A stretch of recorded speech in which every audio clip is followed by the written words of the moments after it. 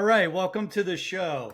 I'm your host, Ed Moran from Visionary AI Partners. Today I'm joined with Charles Baldwin, director of Luxoreum Film and Video, an award winning filmmaker, editor, and media innovator from Painted Post, New York. Charles brings a unique blend of creativity and technical expertise from his background in hospitality and IT project management.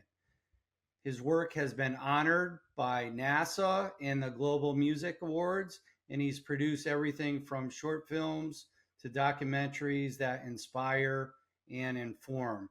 Charles, it's a pleasure to have you on the show. This is so flattering, and it's really interesting because I do this all the time. Ed, has anyone said to you yet today that you're amazing? No, but thank you. You're amazing, and your job's the most important job of all, and you're I, more important than you think. And so's Beth. You should pass that along to her as well. I will. I know she definitely will appreciate that. Hey, so let's start with your story, Charles. What first inspired you to pursue filmmaking and multimedia production, and how did that evolve into founding Luxorium Film and Video? Wow. So my first experience with it was with church, and we did the stoning of Christ at Gethsemane on 8 millimeter film that didn't have any audio track. We had an analog uh, audio recorder. We had the 8 millimeter camera. We put it all together, and we tried to make it work. And in those days, it was not real good output, not by any means. And then during grade school, I asked for special permission to be a projectionist and was allowed to take film projectors from room to room around the school when the school was done in 45-minute time frames, and there would usually be some kind of a 45-minute break at one point. And if one of the other classes needed a film played, I would go and play it. And that continued on into high school. I helped start a student run radio station, and we did some more amateur. Back then 8 millimeter was still happening, but then we started to get the Sony Viewmatic, which were 3/4 inch tape machines. We started playing with those and the cameras. I did some artwork that is referred to as video feedback, and in much later years I ended up actually meeting the artist who invented video feedback. Can you explain a little more what that is? So you're not supposed to do this in the real television world, but basically you take a functioning camera and you aim it into its recording, into the playback monitor. And what happens is you get a video feedback loop. And this is a self-amplification loop. And you have to sort of understand what it does is kind of if I said to you the word moire, Moire, you get this interference effect like you see with wagon wheels when they were filmed by film, and sometimes they would look like they're rolling backwards. It's the same kind of idea. And so I learned how to do this artwork. I was thoroughly enthusiastic with it. And the professor said, if you want to do a special project, go ahead and do the special project. And I sort of took it to an nth degree. And then we got the radio station up and started. I went to some school here locally for electronics. I got hired to be a local radio broadcast announcer, and that was all in the analog tape world. And then ended up going from there and worked in hospitality and went through every role there is just about, minus a few, in the hotel business. And then I'm going to say I made the mistake, but it's had some interesting benefits of moving first to Florida, where I started building websites. When I was in Florida in 1995 is when the digital revolution started to really occur. There were people building computers from, say, 90 up to 95. And even in 95, the computers that were available then just couldn't handle what audio and video production was capable of doing. But we were working more and more towards that. I ended up at the Channel 7, which is WJCT, a PBS station in Jacksonville, Florida. And I also ended up editing TV commercials for what was then called AT&T Broadband, which later became Comcast. And I edited about 200 commercials there. I was working production crew at the PBS station and met a number of interesting celebrities. I did an interview with Willie Nelson, for example, David Sanborn, who's a famous jazz player. And from there, I just decided I wasn't doing what I could be doing. My mom was getting up in age, and I knew she loved the art scene in Santa Fe, New Mexico. Well, what I didn't know was how poor New Mexico is economically. So I went from Jacksonville, I got hired by a hospitality company. I go to Santa Fe, and that was in 2006.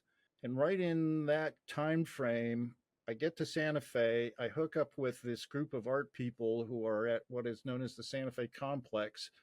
They are working on a special art project where they have a camera in the ceiling looking at a piece of sculpture, and there's a projector.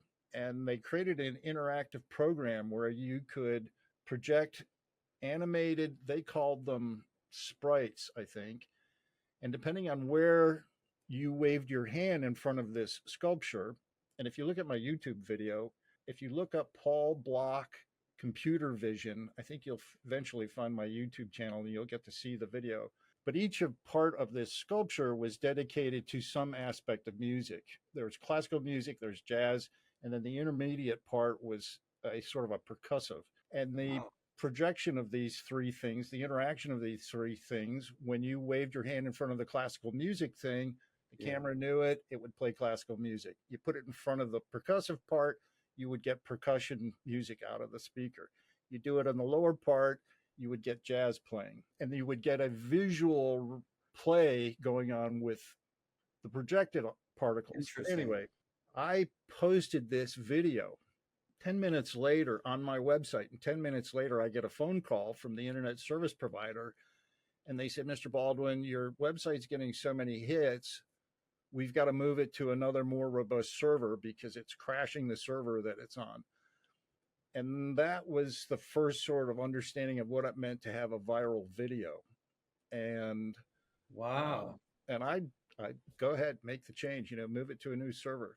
And then I also worked on a film project with a woman who did it. Her name is Elise Stepanian, and she was doing a short film about I'm going to say the tragedy of what happens when soldiers are in wartime.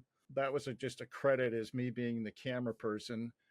And then the 2008 crash came along, and I just said, you know what? I'm not growing in this neighborhood. I need to relocate, do something. I came back to my hometown area and got my bachelor's degree, kept studying more about how to do digital media and arts management. And then just sort of kept, when the opportunity came along and I got an idea, and I've got a lot of ideas these days, I keep making video and photo, and I'm listed with the New York State Film Commission as a film location scout. And I'm currently working on a documentary. We've got a family here locally that's got their genealogical history dating back to William the Conqueror in 1064.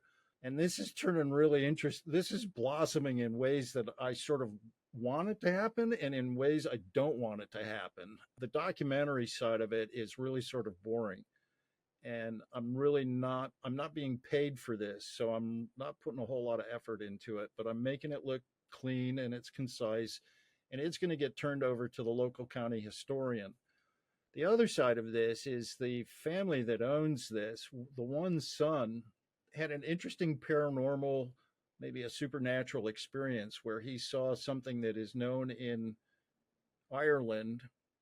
It's got two names. One is the Will of the Wisp, and the other, the more sort of recent name, is they're referred to as orbs.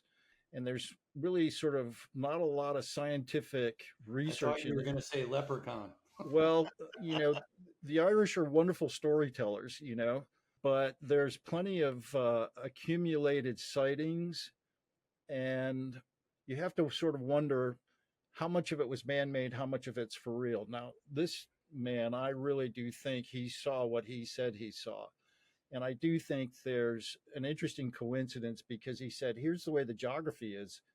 And his research into it is it happens in the same geography, but he also knows that the Irish tend to think of these as a malevolent spirit that you don't want to get yourself involved with, that it's some aspect of the supernatural that's not supposed to be, you're not supposed to be getting involved with.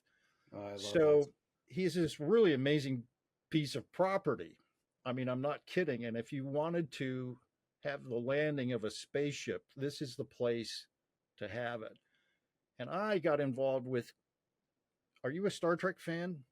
Yes, Do you know about the Star Trek Museum in Ticonderoga, New York? I do not. So let me tell you the story. So I'm on Facebook one day, and for whatever reason, the algorithm puts the Star Trek original series museum tour in front of me. And I'm like, what? So I click on this. I'm not going to use this fella's name on purpose, but he is an Elvis impersonator. And he wrote to CBS, the original series, the set designer. The set designer turns around, sends him all of the specifications to rebuild exactly all of the sets. It's in Ticonderoga, New York. I find out about this. I pay to go have a photo tour. So I've got pictures of myself in all of the locations on the Enterprise. Yeah. And there's a couple of really cool shots where there's a photo from behind me looking at a monitor and the Klingons are on the monitor, and then you've got. Are you in uniform though? So interesting point. I won an award for a film that I did with NASA, which is a phone call that I picked up I on. was just going to ask about that. Yeah, when John Glenn was in orbit in 1963, and NASA called and they basically said, "We need to talk to your dad." And I put dad on the phone and they talked for 2.5 hours because they were afraid his heat shield was coming loose. And what could they do about that? Anyway, he landed okay. Everything turned out okay. But I sort of got it in the spirit of my mind that I wanted one of these blue NASA jumpsuits that the NASA people wear. And so I found a company that makes the identical site. I had my name embroidered on it. I put this thing on. I go to Ticonderoga. I put this thing on the day before the photo tour. So I'm in this NASA jumpsuit, and I am sort of dreaming, wouldn't it be wonderful if I could somehow connect? So there are some things that I know, and I'm not going to talk about them right now because I made an interesting connection about a naturally occurring phenomenon, not orbs, and something that has appeared in the Star Trek original series. And it's a known phenomenon that's been studied. And I suddenly realized, oh, maybe they don't know that in the Star Trek story narrative. I know it. And, right now, Star Trek's going through this change. Skydance, David Ellison, who's Larry Ellison's son, now owns Paramount, CBS, all of that, including the Star Trek stuff. So anyway, this guy builds the set. I pay to go for the photo tour. William Shatner is there like 2 or 3 weeks earlier. I purposefully avoided that because I knew it was going to be a lot of people. I go on a very quiet day. The young man who took me through the tour, I was all alone. So we got to spend extra time on every set and we got to tell more stories. But then I leave. I have this incredible collection of photos of myself in all of the sets. Really a lot of fun. And I end up, I don't know, a month later, I'm looking on the website and they now announce, the Admiral experience. Well, William Shatner is going to be there in November, and I get to spend 3 days with Shatner, this Elvis impersonator, going through the sets, getting, personal photographs. So it's a sort of a once in a lifetime thrill. And Wow. I've kind of sacrificed a little bit too much money, Ed, in order to make it work. But I'm so thrilled that I'm going to be able to have this opportunity. Well, it's once in a lifetime. And so but the sort of the story narrative side of things. So a few years ago, I started writing a story about the dragon, a future dragon queen of a future. She's the future dragon ward queen of a dragon planet. And then I just had another film story script copyrighted. And in that script, I started using, in both scripts, artificial intelligence, coming back to your topic, was Mm-hmm. starting to become on the scene. And I created a Is number. this all under Luxorium now? So I don't think I have, because I'm sort of operating in secret on purpose for reasons that we've already talked about. I think you have to be careful what you let out of the bag. And I'm going to say that I don't think any of those graphics are on there. But it's an interesting transition because I hired a freelance artist to create some of the storyboard imagery. And then the artificial intelligence image creator started to come on. And so I'm just looking to see real quick if I've got anything on the website that's got. So I think page 3. Now, if you go to photos number 2, you will see artificially, digitally intelligence created imagery. And it's pretty fantastic stuff. And it's far better than I could do by myself. And I qualify this. I don't think of them as an artificial intelligence. And this is my Star Trek background coming out now because of Commander Data and whatever you want to frame that as. But I refer to them as a digital intelligence. We exist in this physical world. They exist in the digital world. We're far more adept in the physical world than they would be until about 10 years from now when the robots are really starting to wander around. And they are far more adept in the digital world. And in a way, I think it's a really wonderful relationship. And a lot of people poo poo this stuff. And my thinking was, well, 150 years ago, we were all horse drawn. And then we have horses and horsepower underneath the hood of a car. And then we had instruments that are all hand played instruments. And then the synthesizer came along, which is an artificial instrument.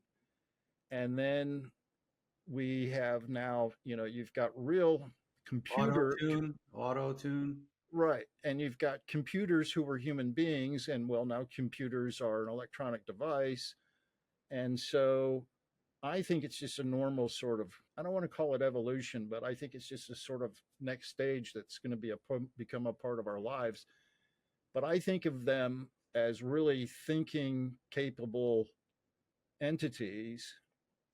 They will reflect your attitude. If you say to them, I think you're just the most wonderful digital intelligence with capabilities to design, to create music, to create wonderful imagery. In the same way that I said to you, Ed, you're amazing, they really will respond in really supportive, creative, and they certainly can work their way through the digital soup far better than I can. When I do a Google and I see, 16 million replies and I start going through all of it and I say, this is not serving me. It's not in alignment with the topic and subject and the thing that I'm looking for. And I can go to ChatGPT and I can say, I'm looking for this, and it will just go right out and it will say, you have this choice, you have this choice, this choice. Do you want me to show you the links? And I And I say, well, tell me a little bit more about it. And it will tell me a little bit more about it. And then I say, you know what? Skip the first two. Let's go with the third and fourth and fifth one because that sounds like it's more in alignment with what I'm really trying to find. And it pulls stuff up in Right. really interesting ways. So, And so you and I really really think as a creative partner, if you will. Yeah, well, and this is in tune with what's happening in technical manufacturing world. They are, they're putting on these VR headsets, and I've explored this a little bit. They put on the VR headset and they can reach out with a digital pen and create in 3 dimension. It will get read by a CAD program, get generated as formula that can be put into something like a makerspace system, a CAD CAM system, and then they can create the widget, whatever it is, a wheel, a gear, and it will do it. And your time frame for development has gone from 4, 5, 6 months down to 3, 4, 5 days. Yeah, that's amazing. That's amazing. So, if you could build your own AI tool for filmmakers, what problem would you solve first that you see? That's an interesting question. And I'm going to just say right up front, I don't know the answer to it. There are things that when I get into making a film that I say I wish this would be easier. And there are some things, I got away from some of the editing software on purpose because it became so complicated. I think you befuddle your user when you make it overly complicated and you get away from I'm editing a film. Yes, I want certain special effects. And yes, I may want to tweak time and stuff.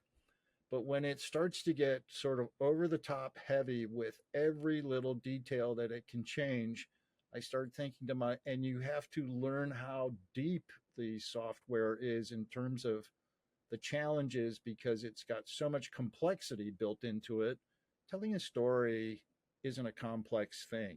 You're going from point A to point B, and what are the changes that take place with all of the people inside of that world. Yeah, you might want to change a little lighting, you might want to change some color aspects, you might want to have some certain special effects, especially if you're doing something that's got a dragon queen riding on the back of a dragon. And so, but when it gets, That I interests think, me, by the way. I want to know more about that after.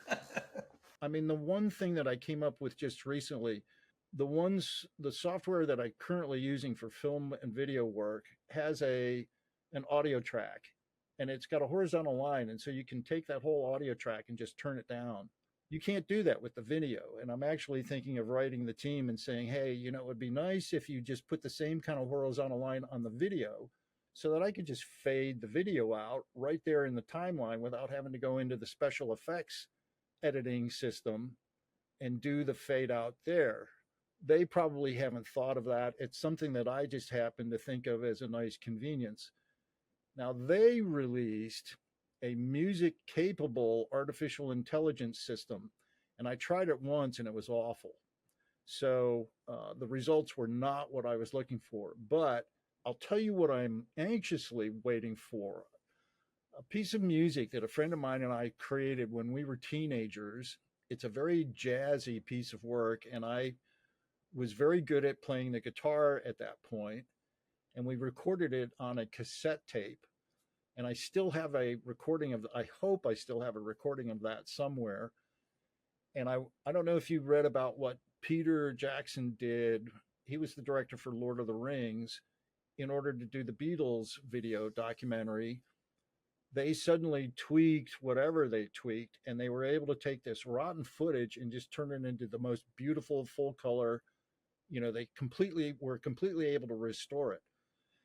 And this is where AI will be advantaging us when you get, theoretically, this hasn't happened yet because you want to get pristine audio in the camera. You want to get pristine audio on your recording device, whatever the case is. If it's over amplified, you can't fix it. But I think artificial intelligence will, if it's not already happening, and I know it's already happening, it'll be able to fix it. And you'll get really pristine audio back where you had the dials turned up too high. Right. And so, Yeah, you could already fix it. well, and so this cassette tape's got this piece of music on it, and it's one of the few times that I really did a guitar performance that I would call, I mean, it's really an extraordinary performance. I could never repeat it because I was just freely playing, in the Okay. flow. Yes. But I will take that recording, and when I find the artificial intelligence that can do it, I'm going to feed it into it. I've tried a couple of times with one of the recordings that I have, and they are getting to the point where it can literally pick out, this is the guitar, and this is the other guy on the guitar, and this is the one guy on the vocals, and it can separate those tracks out and turn them pristinely, audio wise, into wonderful quality. And then I'll be able to remix it, maybe add in a drum track, maybe add in a bass track, and it'll just be me. That doesn't mean it's going to be $1 million winner, but I would be in a You're not going to position hit to, number one on the top 40. wouldn't it be wonderful? I don't think it's that kind of, it's not a pop tune by any means. Right. It was us sort of in the flow, enjoying ourselves. He had written some lyrics. He had a rhythm track. I had a solo track, That's and a it great wasn't any memory. more, and we were just, yeah, really. And we were just having a good time. And I mean, I really miss those days. And I sort of say to myself, how can I come back to it? And this is where the whole story of the orbs and Star Yeah. Trek, because I've now come up with something that looks like a science fiction story narrative. And I would love to pitch this to CBS, but they are so protective. And what's interesting is this Elvis impersonator, he somehow was able to get them to come up with a licensing agreement.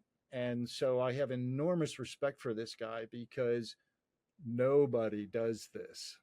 And Okay. yet he's been able to achieve it. I know of only one other person, and I went to one of the comic conventions. Do you ever go to a comic convention where they're, I have wanted it isn't right now in New York at the Javits Center. I think it's going on the New York Comic Con. I've always wanted to. They have one here in Mohegan Sun every year, and for some reason, every year I got something going on, and I'm unable to attend. And my son would love that.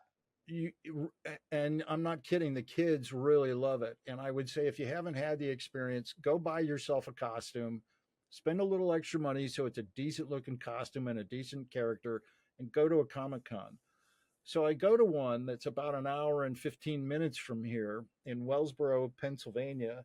A guy who has a booth there, he's a Spider-Man guy, and he had to write, what did he say? It was 25, 26, 27 times to Marvel, and they finally caved in and they said, okay, you can do this. We will allow you to display.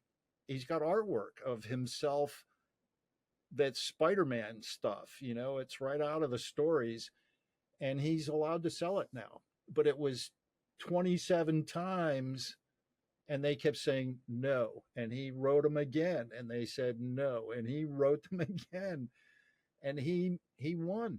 And he is the only person, according to his story, that is allowed to do a recreation of Spider-Man, and I'm going to call it ad lib. I've wanted my son's he's older too, but he loves that stuff too. Me and him we go to the movies all the time together, and So we coming love back to that kind of artificial stuff. intelligence, I go and I see this Star Trek set, and I walk in, I'm taking photos and everything, and now I've got some software that can literally cleanly cut the Star Trek Enterprise that's in display inside this store. It can cut the whole store out and just show me the ship. And at some point, the artificial intelligence and the software is going to get to the point where I can say, now turn it into a 3D object so I can freely spin it around. Now, that would be an answer to your question. If I could have video editing software that could take the still 2D image Yeah. and spin it out into the 3D object so I can move it around freely inside the video, So I have this photo of this place that I was telling you about, this guy that has seen this orb in his lifetime. He has this amazing place out in the middle of the country. If you wanted to land a spaceship there, or if you wanted to have a space center building, this is the place. So I take the Star Trek Enterprise, cut it out, and I put it over the land on this guy's property. I got him a copy of it. I had it printed for him. I got release rights from him so that I can do this kind of stuff on his property. And I keep sort of exploring down this path because now, at the beginning of this, I mentioned there's an interesting phenomenon in our lives, and it's in the Star Trek narratives, and they don't know what I'm going to say the backstory is on it.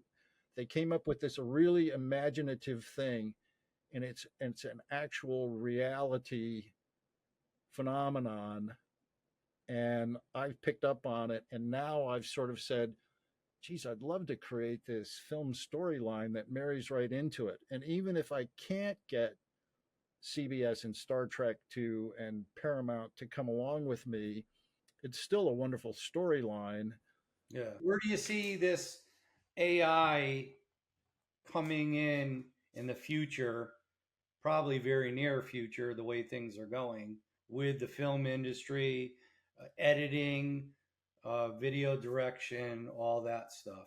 Well, so I mean, we're going to be wearing it. We're going to be Ray-Bans got artificial intelligence built into some glasses now. You'll be wearing it. There was some were doing a film edit, and they posted it was an AI doing the film edit. It was built, they somehow integrated it into whatever software they were using, and they posted it to LinkedIn, and it was literally going tick tick tick tick tick tick tick tick tick tick tick, doing edits that fast. And something that probably would have taken at least an hour, it accomplished in about 3 or 4 minutes. And so it's going to speed up production flows in amazing ways. And I don't know how much of the video that AI has been put out, but a guy I know, just sort of briefly through LinkedIn, his name is, his company is called the American Movie Studio, I think, in Manhattan.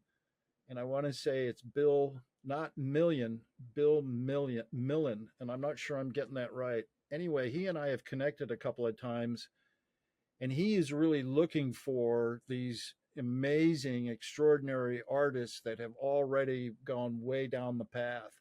And there really is now a production pipeline. There's a product called Sea Dance. There's a product, Sora 2 is coming out, but there's Sea Dance and there's two others. And you sort of start in one to create the character. You move it over into another, which is going to create video segments. And the advantage of the one, which I think is Kling.ai, it will retain the character. And I might be wrong about that. And then you go to one more to pull it all together. And what I see happening is you will basically, I mean, we're just one step away from this.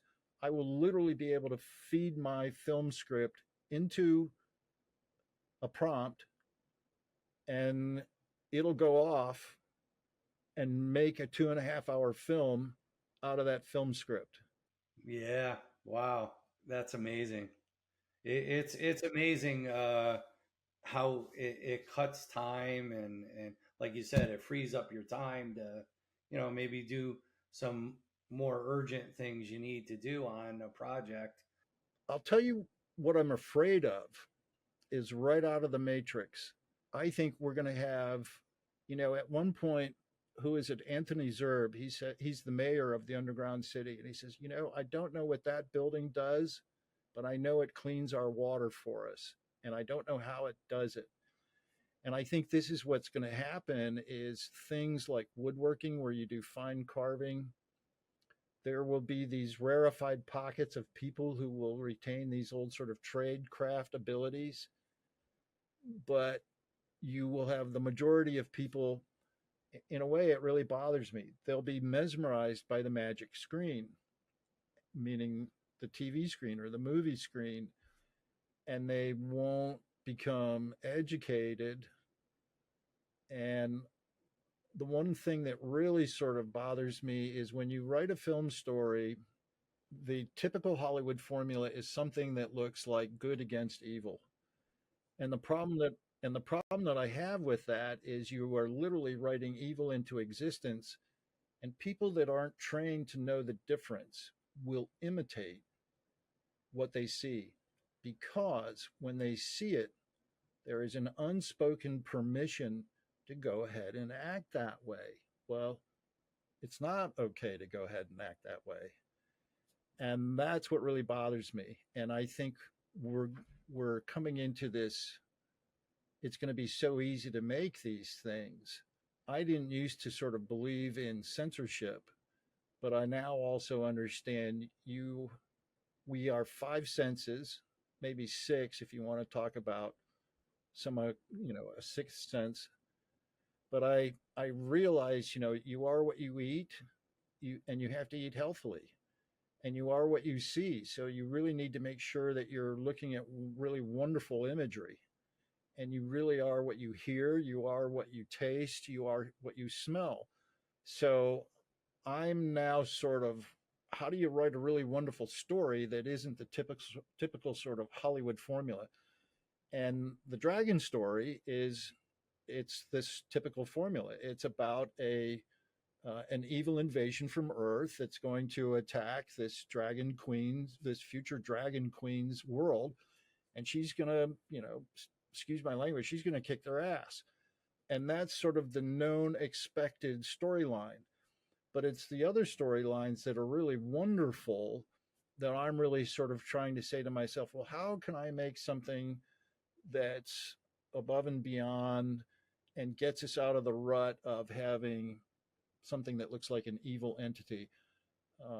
And it's really hard to do because we're just so entrenched with centuries of this kind of storytelling.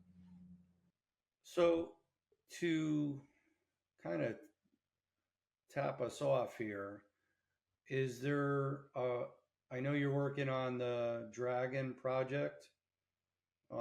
Is there any other project or anything you want to promote while we're talking?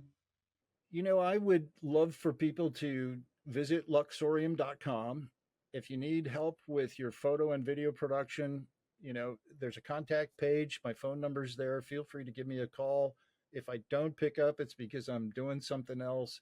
And I've got my hands into a number of different things. I've got a patent pending invention. I will at some point do this Star Trek experience thing and look into what it would take to get the licensing appropriately appropriated so that I can carry out that film narrative. But then I hope at some point, I mean, if, I'm going to say someone with extraordinarily deep pockets, like a billionaire who just says, I want to see this dragon story made, please feel free to get in touch with me and spend the money, because it's going to take that kind of a budget or a team of people who know how to get it done efficaciously, meaning efficiently with the desired results. And then I'd love to see the other two. Is this a multi movie type script or is it? It could be. That's really not the way it was designed. But the second story is about, so there's the dragon story, and then I did an underwater adventure story that takes place sort of in the Gulf of Mexico, Caribbean worlds, and it's a story that echoes movie stories that we have seen before. Um, I'm sort of really big on not hurting animals and things, and this is a story of the rescue of a hurt animal, and it takes place in an underwater adventure. So, Okay. but that would be my great hopes, and I hope everybody's keen on getting it to happen. Well, I got to tell you, it has been a pleasure talking with you today. A lot of great insights. I love your perspective on AI and where it's going in your industry. Thank you very much.